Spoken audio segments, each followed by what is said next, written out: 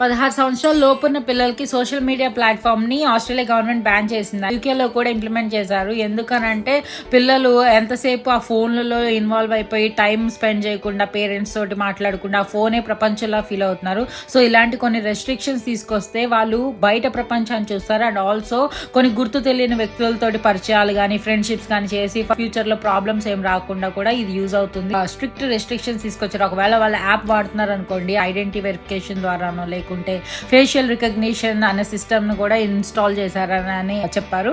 Main thing ఏంటంటే mid night లో కొన్ని యాప్స్ అనేది మెసేజెస్ చేయకుండా కూడా బ్లాక్ చేశారు. అండ్ ఇది సేఫ్టీ ఒక ఇష్యూ అయితే, ఇంకొకటి ఏంటంటే వాళ్ళు బయట ప్రపంచాన్ని చూసినప్పుడు వాళ్ళు ఫిజికల్ యాక్టివిటీస్ లో కానీ లేదా టైం స్పెండ్ చేయడం, సోషలైజ్ అవ్వడము, మెంటల్ గా రిఫ్రెష్ అవ్వడం కూడా జరుగుతుంది.